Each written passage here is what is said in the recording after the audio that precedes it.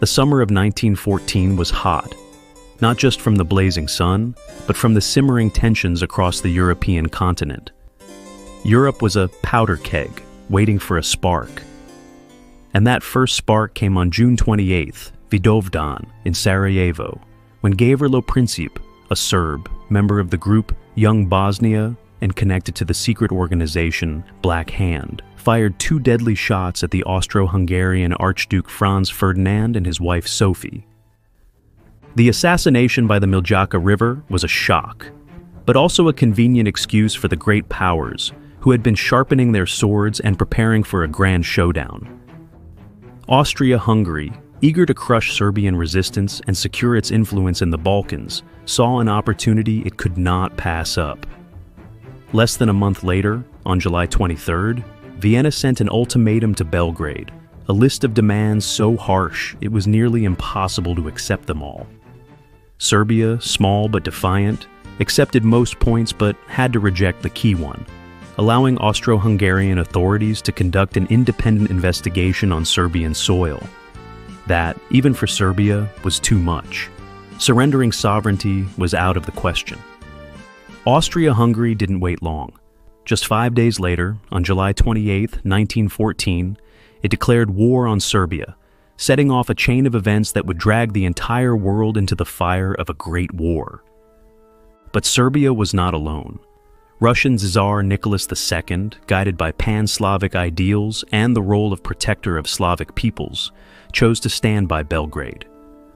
Russia began mobilizing its vast, though sluggish, military, signaling that it would not remain idle while Austria-Hungary crushed Serbia.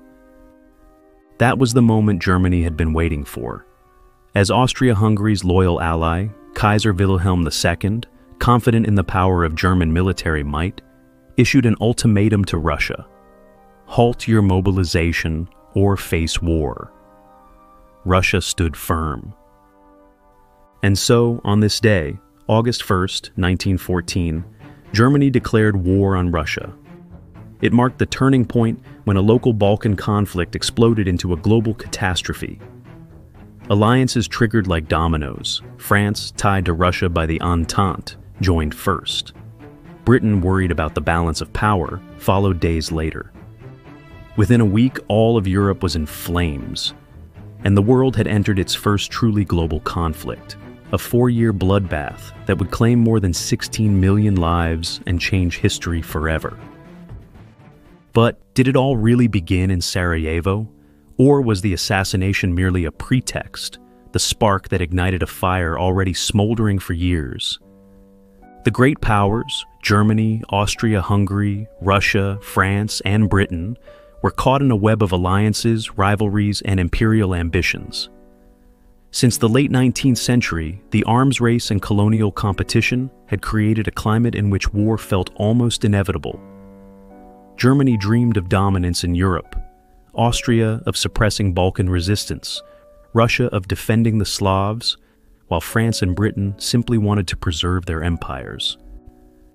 Each had its war plans ready. Germany, for instance, had the so-called Schlieffen Plan, a swift strike against France through Belgian territory. The Sarajevo assassination was merely the trigger. The deeper causes, nationalism, militarism, imperialism, had already set Europe on the edge. Gavrilo Princip and his comrades may have fired the bullets, but the cannons were already loaded. Still, we must ask, did any of the players truly want such a war? Or were emperors, kings, and generals simply sliding down the slope of their own pride, unable to stop the machinery they had set in motion? As the poet once lamented about horses, were millions sacrificed simply because rulers were playing at war? If you enjoy stories like this one, help us reach more people by clicking the buttons, like, subscribe, and the notification bell, so you don't miss any of our almost daily episodes. And we'd love to hear your thoughts in the comments.